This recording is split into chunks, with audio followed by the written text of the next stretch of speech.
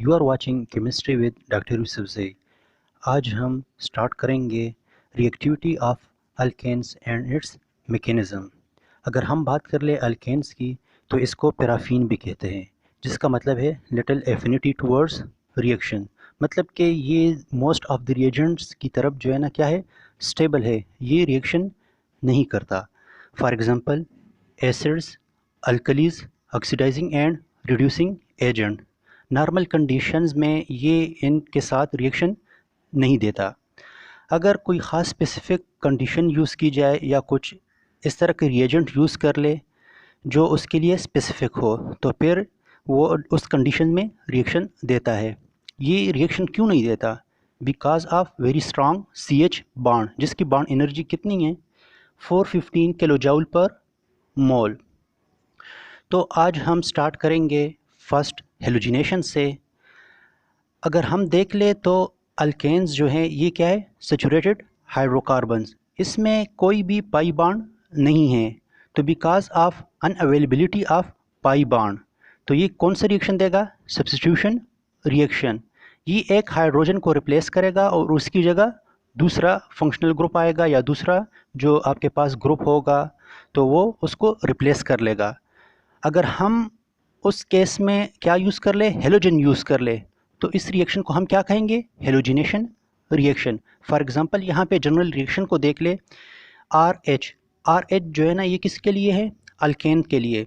R alkyl group, और अगर alkyl group के साथ एक हाइड्रोजन अटैच हो जाए तो फिर वो क्या बनता है उससे? अल्केन। तो अल्केन को रिएक्ट कर रहे हैं हेलोजन के साथ इन द प्रेजेंस ऑफ हीट और लाइट। ये किसके लिए है? ये साइन हीट के लिए और ये साइन लाइट के लिए। तो यहाँ पे जो ये हाइड्रोजन सेपरेटली इस अल्काइल ग्रुप से लिखा हुआ है, तो ये क्या कर लेगा? एक हेलोजन इसके साथ रिएक्ट कर लेगा तो क्या बनेगा? Halogen acid. और एक अल्काइल जो है ना यहाँ पे इसके साथ एक हेलोजन अटैच हो जाएगा तो क्या बनेगा? Alkyl halide. तो alkane react with halogen in the presence of heat और light, it gives alkyl halide and halogen acid. यहाँ पे जो है ना मैंने मेंशन किया हुआ है कि हेलोजन आपके पास क्लोरीन भी हो सकता है और ब्रोमीन भी। ये क्लोरीन और ब्रोमीन यहाँ पे इसलिए लिखा हुआ है कि लेबॉर्ट्री में सिर्फ ये दो जो रिएक्शन है ये फिजिबल है, और बाकी जो फ्लोरिनेशन है या आयोडीनेशन वो फिजिबल नहीं है, तो इसलिए सिर्फ इन दोनों को यहाँ पे मेंशन किया हुआ है। अगर हम इस हेलोजेंस की रिएक्टिविटी की बात कर ले तो when we goes from top to bottom, तो इसकी रिएक्टिविटी क्या हो जाती है? डिक्रीज़ हो जाती है। मतलब क्या? अगर हम फ्लोरीन की बात कर ले तो फ्लोरीन मोस्ट रिएक्टिव है क्लोरीन से, क्लोरीन पर ज़्यादा रिएक्टिव है ब्रोमीन से, और ब्रोमीन पर ज़्यादा रिएक्टिव है आयोडीन से। तो इस तरह जब हम ग्रुप में टॉप टू बॉटम आते हैं तो इसकी रिएक्टिविटी क्या हो जाती है? डिक्रीज़ हो जाती है। अभी सिर्फ यहाँ पे इन दोनों की बात कर लेते हैं। तो क्लोरीन ज़्यादा रिएक्टिव है ब्रोमीन से, तो क्लोरीन एट रूम टेम्परेचर पे रिएक्शन देता है इन द प्रेजेंस ऑफ लाइट, और ब्रोमीन जो है ना उसके लिए थोड़ा हायर टेम्परेचर चाहिए होगा, तभी ये फिर रिएक्शन देता है इन द प्रेजेंस ऑफ लाइट। कितना टेम्परेचर चाहिए होगा इसके लिए? 127 डिग्री सेंटीग्रेड। जैसे अभी मैंने बात की कि जब हम टॉप टू बॉटम आते हैं तो इसकी रिएक्टिविटी क्या हो जाती है? डिक्रीज़ हो जाती है। तो यहाँ पे मैंने इसका ऑर्डर लिखा हुआ है। Fluorine are most reactive than chlorine, bromine and iodine. Chlorine जो है ना ये ज़्यादा रिएक्टिव है ब्रोमीन और आयोडीन से, फिर जो है ना ब्रोमीन ज़्यादा रिएक्टिव है आयोडीन से। तो ये क्या है? Decreasing order of reactivity. तो अभी अगर हम अल्केन की रिएक्टिविटी की बात कर ले कि उसमें जो है ना कौन सा ऑर्डर फॉलो होगा, तो जिस तरह हमने पहले पढ़ा था कि या तो आपके पास अल्केन जो है ना टर्शरी होंगे, सेकेंडरी होंगे या प्राइमरी होंगे। तो टर्शरी अल्केन ज़्यादा रिएक्टिव है सेकेंडरी से, और सेकेंडरी पर ज़्यादा रिएक्टिव है प्राइमरी से। तो इस प्राइमरी में जो है ना अगर उसके साथ कोई भी ग्रुप अटैच ना हो, कोई भी चेन अटैच ना हो, सिंपल जो है ना एक ही कार्बन हो आपके पास, तो वो क्या है? मीथेन। तो फिर ये प्राइमरी जो है ना वो ज़्यादा रिएक्टिव है मीथेन से। तो ये ऑर्डर है टर्शरी, सेकेंडरी, प्राइमरी, और ये प्राइमरी फिर ज़्यादा है मीथेन से। तो चलो अभी देखते हैं रिएक्शन मैकेनिज़्म के ये किस तरह रिएक्शन देता है। तो ये किसके थ्रू रिएक्शन देता है? Radical chain mechanism. तो before to study radical chain mechanism पहले हम देख लेते हैं कि आप कोई भी जो है ना रिएक्शन मैकेनिज़्म उठा ले उसमें डिफरेंट एरोज़ यूज़ होते हैं। तो चलो देखते हैं कि ये एरो किसके लिए होता है। फॉर एग्ज़ाम्पल ये तो रिएक्शन के लिए है और इसी से जो है ना आप सब लोग फेमिलियर होंगे कि ये किसके लिए यूज़ होता है, कि ये है कन्वर्जन के लिए, कि यहाँ पे एक रिएक्टेंट दूसरे रिएक्टेंट के साथ रिएक्ट करके आपके पास क्या देता है? प्रोडक्ट देता है। तो यहाँ पे ये चेंज के लिए है। तो इससे तो आप लोग फेमिलियर है, लेकिन जो रिएक्शन मैकेनिज़्म में एरोज़ यूज़ होते हैं चलो उसके बारे में बात करते हैं। आप लोगों ने यहाँ पे देखा होगा कि इस तरह कर्ली एरो होता है, कर्ली एरो। तो ये कर्ली एरो किसके लिए यूज़ होता है? यहाँ पे देख ले, इसका हेड जो है ना ये बिल्कुल फुल है, और अगर हम इसकी तरफ देख ले तो ये क्या है? हाफ है। तो ये फुल एरो किसके लिए यूज़ होता है और ये हाफ एरो किसके लिए यूज़ होता है? तो चलो पहले बात करते हैं फुल एरो की। तो यहाँ पे ये देख ले कि ये कर्ली एरो, ये टेल हो गया उसका, और ये क्या है? हेड। तो मतलब कि यहाँ से इलेक्ट्रॉन स्टार्ट हो रहा है और इसकी तरफ मूव कर रहा है। इलेक्ट्रॉन यहाँ टेल से स्टार्ट हो रहा है और इसकी तरफ मूव कर रहा है। और कितने इलेक्ट्रॉन्स? अगर ये फुल हो तो मतलब कि पेयर ऑफ इलेक्ट्रॉन यहाँ से स्टार्ट हो रहा है और यहाँ पे मूव ख़त्म हो रहा है। अगर ये ए है और ये बी, तो इलेक्ट्रॉन ए से मूव कर रहा है towards B and pair of electrons. अगर हम हाफ एरो की बात कर ले तो हाफ एरो में सिंगल इलेक्ट्रॉन के लिए यूज़ होता है। सिंगल इलेक्ट्रॉन, सपोज ये ए है, टेल ए और हेड जो है ना बी की तरफ, तो इलेक्ट्रॉन, सिंगल इलेक्ट्रॉन मूव कर रहा है ए से टूवर्ड्स बी। कितने इलेक्ट्रॉन? Single electron. अगर यहाँ पे ये देख ले, ये सिंगल बॉन्ड मैंने शो किया हुआ है, तो ये ब्रेक हो रहा है, क्लीव हो रहा है यहाँ पे। तो यहाँ पे सिंगल इलेक्ट्रॉन एक एटम की तरफ मूव कर रहा है और सिंगल इलेक्ट्रॉन दूसरे एटम की तरफ मूव कर रहा है। सिंगल इलेक्ट्रॉन मूव कर रहा है। तो अगर इस तरह के बॉन्ड क्लीवेज हो तो उसको क्या कहेंगे? Homolytic cleavage. Homolytic cleavage. तो चलो अभी इसका मैकेनिज्म देखते हैं।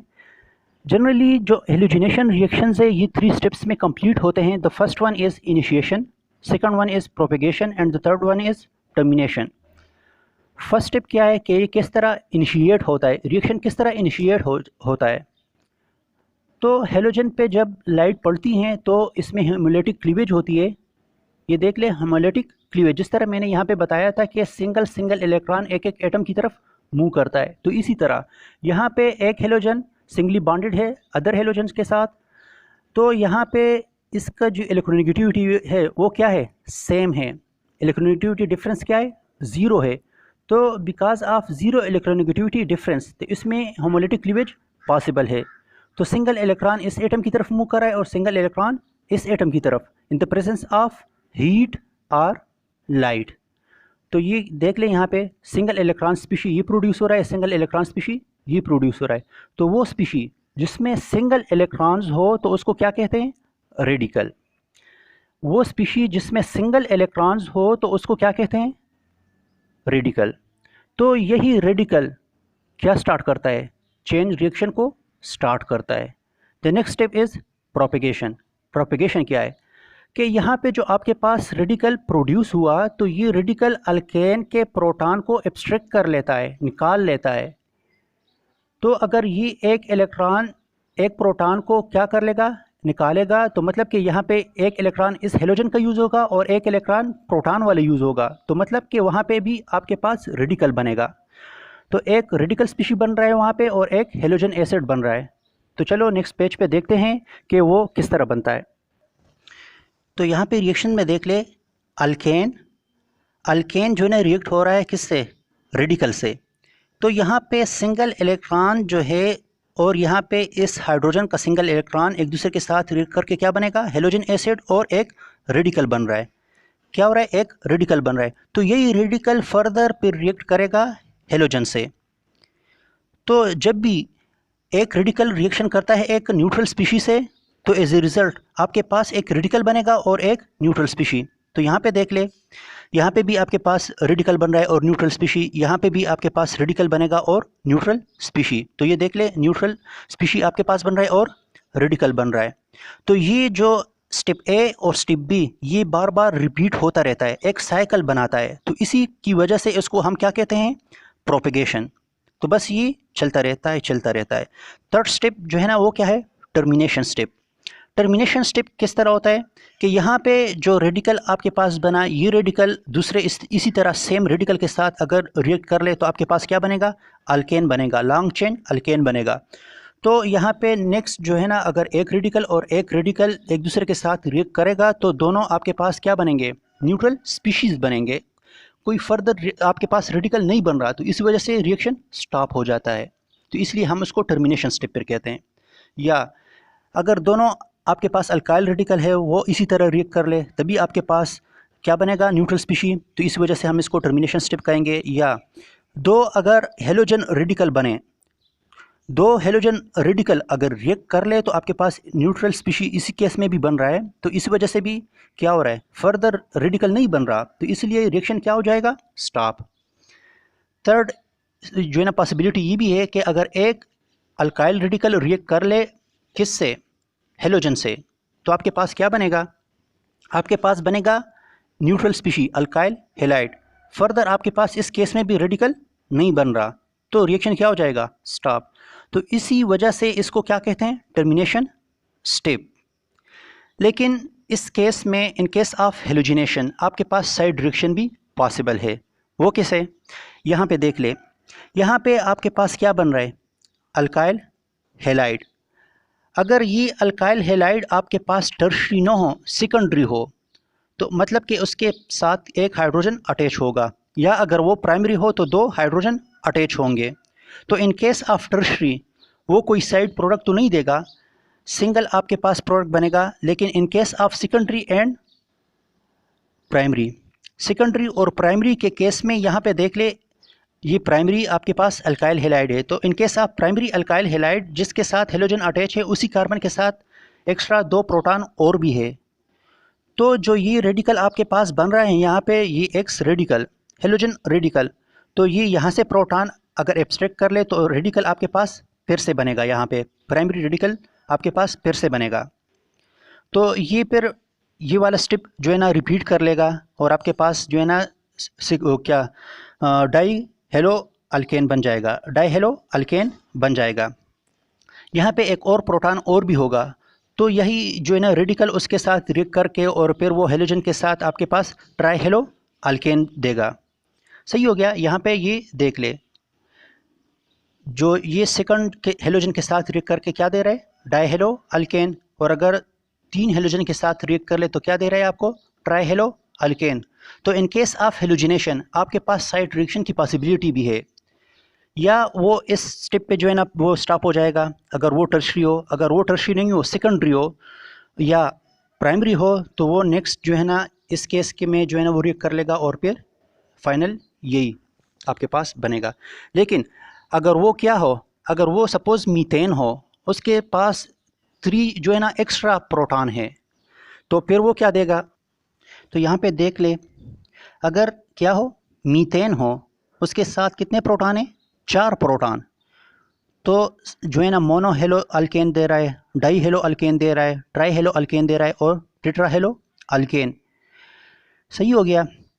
ये मैं अभी समराइज़ कर रहा हूँ कि अगर टर्शरी हो और सेकेंडरी हो और प्राइमरी हाइड्रोजन आपके पास एक ही अल्केन में ये तीनों के तीन अगर हाइड्रोजन अवेलेबल हो, तो फिर जिस तरह हमने पहले बताया कि टर्शरी ज़्यादा रिएक्टिव है सेकेंडरी से और सेकेंडरी ज़्यादा रिएक्टिव है प्राइमरी से, तो हम जो है ना इजीली फाइंड आउट कर सकते हैं इसी के रेशो से कि या वाकई ऐसा ही है या नहीं है। तो ये देख ले, टर्शरी जो है ना इतने रेशो से रिएक्शन आपके पास प्रोडक्ट दे रहा है, और जो सेकेंडरी है वो इतने रेशो से प्रोडक्ट दे रहा है, और जो प्राइमरी है वो इतने रेशो से प्रोडक्ट दे रहा है। और ये रिएक्शन किसके लिए, ये एक्सपेरिमेंटली प्रूव्ड है। सही हो गया। और किसके लिए है, ये ब्रोमिनेशन के लिए एट 127 डिग्री सेंटीग्रेड। अगर हम बात कर ले आयोडीनेशन की, जिस तरह पहले मैंने बताया कि ये जो है ना लेबोरेटरी में आपके पास फिजिबल नहीं है, आयोडीनेशन रिएक्शन और फ्लोरिनेशन आपके पास लेबोरेटरी में फिजिबल नहीं है। ये क्यों नहीं है आयोडीनेशन, आयोडीनेशन एक तो स्लो प्रोसेस है, दूसरा ये कि ये आपके पास क्या है, रिवर्सिबल है। जिस तरह हमने पहले बात की कि आपके पास अल्काइल हेलाइड के साथ साथ एक बाई प्रोडक्ट भी बनता है, हेलोजन एसिड बनता है, तो in case of iodination reaction जो हेलोजन एसिड है हाइड्रोजन आयोडाइड वो आपके पास क्या है, ये जो है ना ब्रेक होके रिएक्शन को रिवर्सिबल की तरफ मूव कराता है। सही हो गया, रिवर्सिबल की तरफ मतलब कि आपके पास जो रिएक्टेंट था वो दोबारा जनरेट हो रहा है। तो इसी वजह से आपने क्या करना है, जो आपके पास हाइड्रोजन आयोडाइड बन रहा है उसी हाइड्रोजन आयोडाइड को आपने किल करना है। क्या करना है, उस हाइड्रोजन आयोडाइड को आपने किल करना है। कैसे, अगर हम इसको कुछ ऐसे रिएजेंट के साथ रिएक्ट कर ले कि उसको किल कर ले या डिस्ट्रॉय कर ले, तो हमने उसको उसी रिएजेंट के साथ ट्रीट करना है। फॉर एग्जांपल, अगर हम हाइड्रोजन आयोडाइड को रिएक्ट करा ले ऑक्सीडाइजिंग एजेंट से, तो ये हाइड्रोजन आयोडाइड क्या हो जाएगा, किल आउट हो जाएगा या डिस्ट्रॉय हो जाएगा। उसके लिए हम कौन सा ऑक्सीडाइजिंग एजेंट यूज़ करेंगे, फॉर एग्जांपल HiO3, HNO3 और HgO।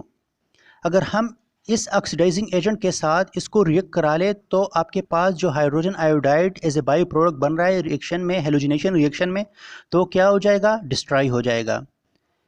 इसको रिएक्शन में देख लेते हैं। फॉर एग्जांपल, अगर 5 मोल ऑफ हाइड्रोजन आयोडाइड को रिएक्ट करा ले 1 मोल ऑफ नाइट्रिक एसिड के साथ, तो ये क्या दे रहा है आपको, 3 mole of iodine plus 3 mole of water. तो यहाँ पे देख ले, उस रिएक्शन में आपके पास जो रिएक्टेंट है वो क्या है, आयोडीनेशन के लिए हम कौन सा रिएजेंट यूज़ करेंगे, आयोडीन यूज़ करेंगे। तो यहाँ पे जो आपके पास हाइड्रोजन आयोडाइड बन रहा है, तो उसी से हाइड्रोजन आयोडाइड से क्या बनेगा आपके पास, आयोडीन।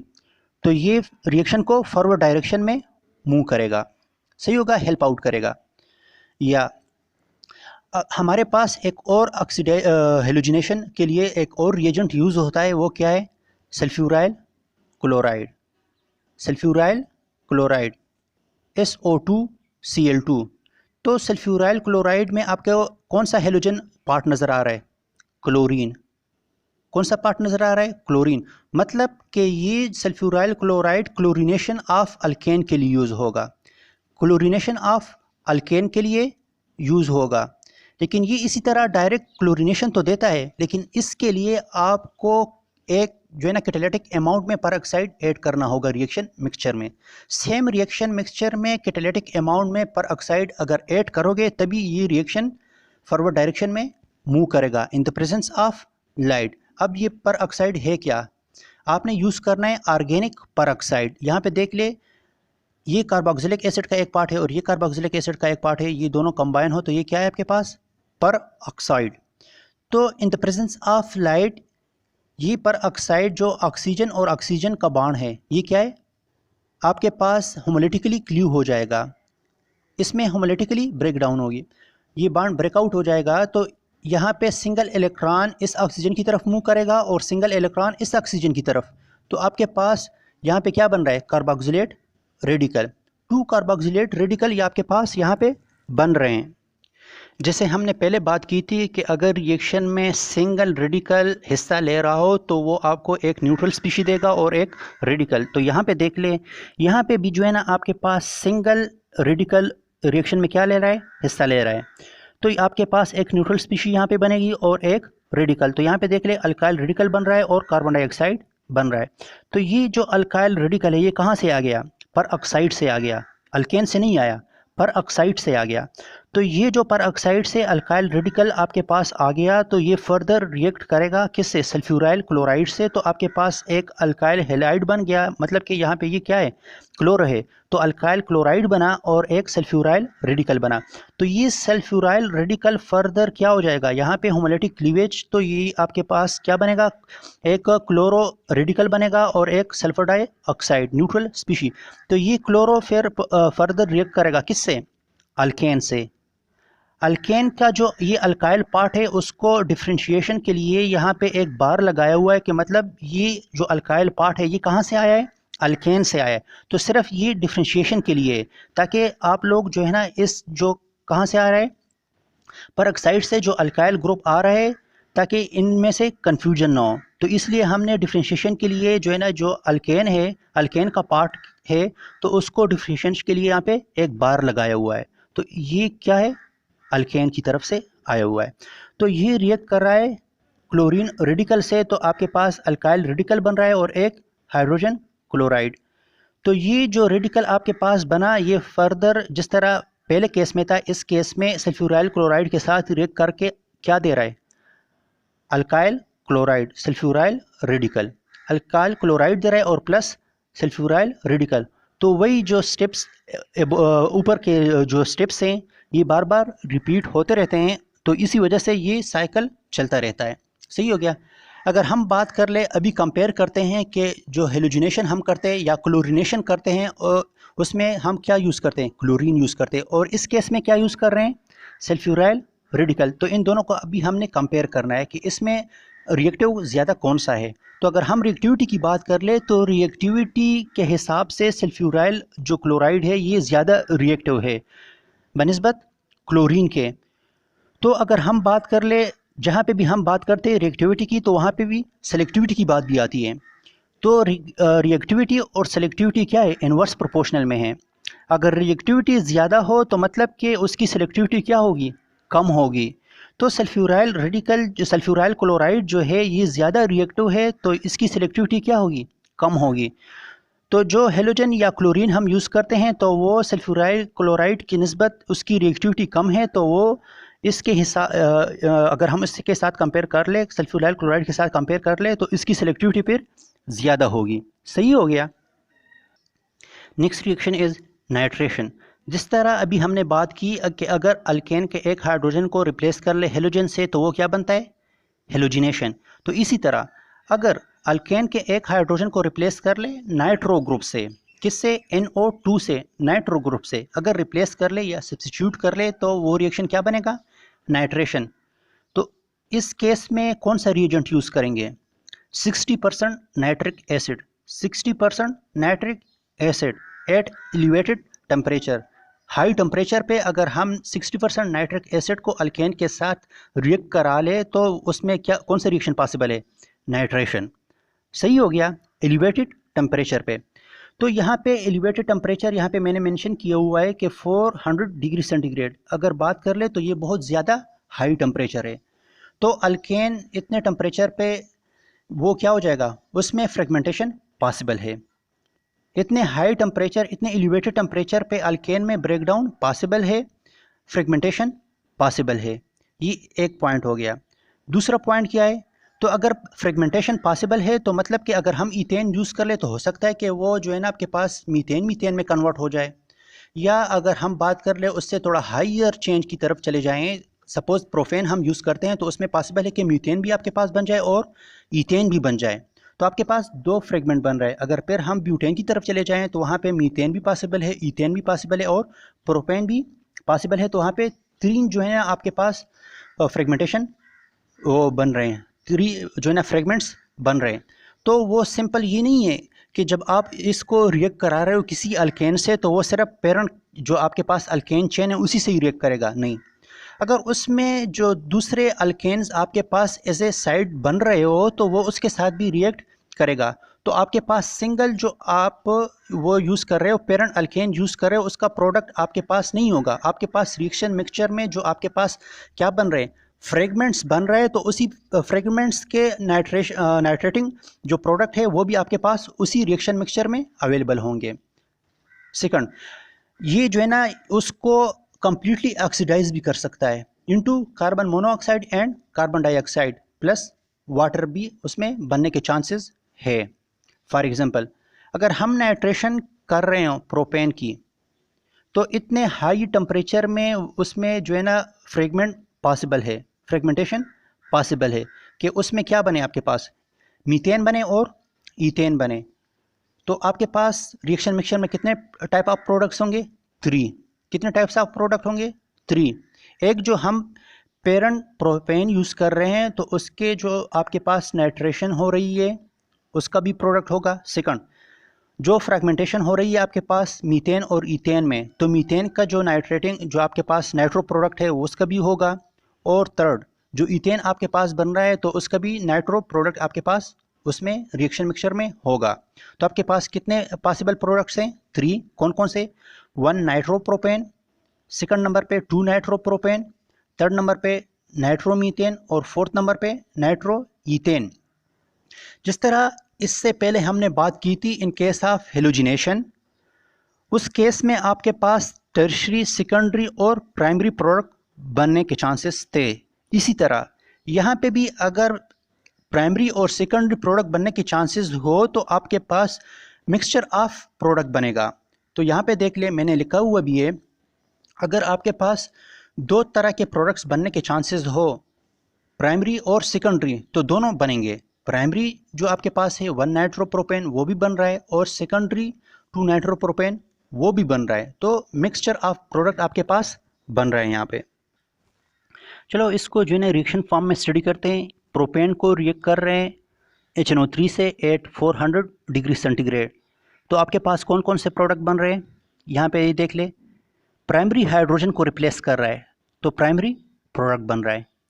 यहाँ पे इस केस में सेकेंडरी हाइड्रोजन को रिप्लेस कर रहा है तो कौन सा प्रोडक्ट बन रहा है, सेकेंडरी प्रोडक्ट। यहाँ पे फ्रेगमेंटेशन भी हो रहा है। सपोज यहाँ पे ये जो है ना बॉन्ड क्लीव कर रहा है तो ये क्या बनेगा आपके पास, ये आपके पास इथेन बनेगा और ये मीथेन। तो जो इथेन बन रहा है तो इसमें जो है ना सेकेंडरी बनने के चांसेस नहीं है, तो इसमें सिर्फ जो है ना आपके पास कौन सा प्रोडक्ट बनेगा, प्राइमरी जो इथेन का प्रोडक्ट है वो बनेगा। और यहाँ पे भी सेकेंडरी के चांसेस नहीं है तो यहाँ पे भी आपके पास कौन सा बनेगा, प्राइमरी प्रोडक्ट। तो यहाँ पे देख ले, नाइट्रो इथेन बन रहा है प्लस नाइट्रो मीथेन बन रहा है। और कुछ आपके पास जो है ना कंप्लीटली ऑक्सीडाइज हो रहा है, किस में, कार्बन मोनोऑक्साइड और कार्बन डाइऑक्साइड। इस केस में जो है ना आपके पास अल्केन में जो है ना हाइड्रोजन भी है तो वो भी क्या हो रहा है, उससे वाटर बन रहा है। तो अगर हम देख ले तो आपके पास मिक्सचर ऑफ प्रोडक्ट बन रहा है। रिएक्शन मिक्सचर में मिक्सचर ऑफ प्रोडक्ट्स है। सपोज आपको यहाँ पे कौन सा चाहिए, सपोज आपको ये चाहिए कि प्राइमरी जो प्रोपेन है आपके पास, प्राइमरी नाइट्रो प्रोपेन है, अगर ये सिंपली आपको चाहिए होगा और ये बाकी जो मिक्सचर है ये नहीं चाहिए, तो आप इसको किस तरह कलेक्ट करेंगे रिएक्शन मिक्सचर से। इसको आप कलेक्ट करेंगे by using frictional distillation.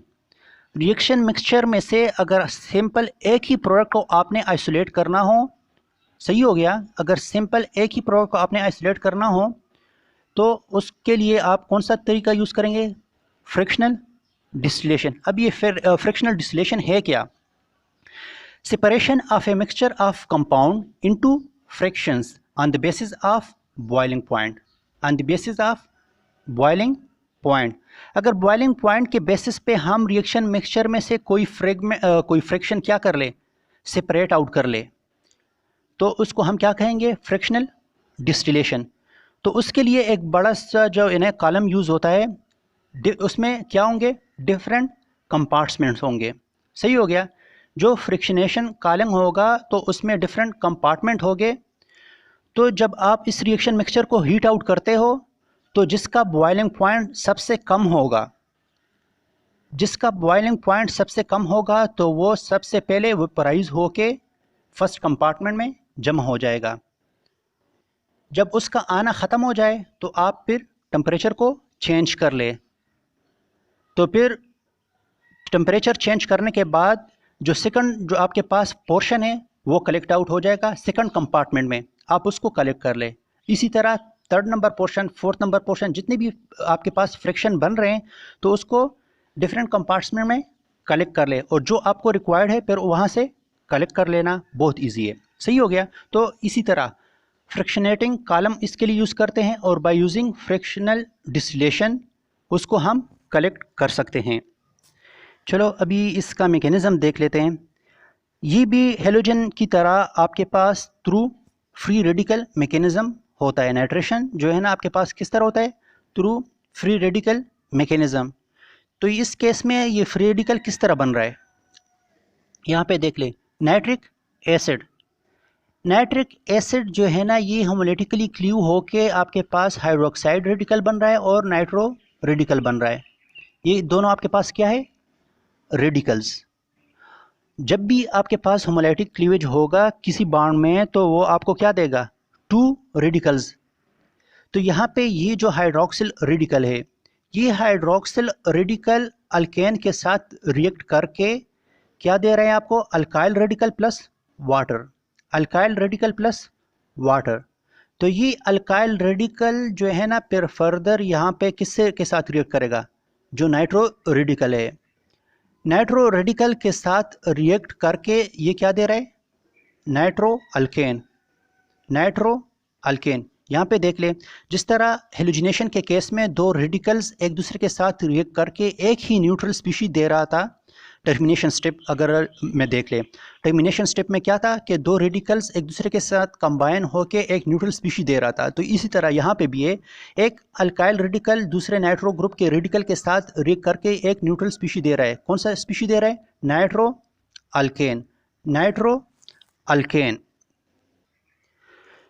In case of radical mechanism, यहाँ पे रेडिकल्स इन्वॉल्व है तो उसमें रीअरेंजमेंट के चांसेस भी हैं। तो इस रीअरेंजमेंट की वजह से डिफरेंट जो है ना प्रोडक्ट आपके पास बनते हैं। तो वो नेक्स्ट रिएक्शन में हम देखेंगे कि जिस रिएक्शन में आपके पास रेडिकल इन्वॉल्व हो तो उसमें रीअरेंजमेंट किस तरह होता है और उसमें डिफरेंट प्रोडक्ट किस तरह बनते हैं। तो आज के लिए इतना ही, इंशाल्लाह नेक्स्ट लेक्चर में एक दूसरे रिएक्शन के साथ मिलेंगे। तब तक के लिए अल्लाह हाफिज़, दुखदाए पामान।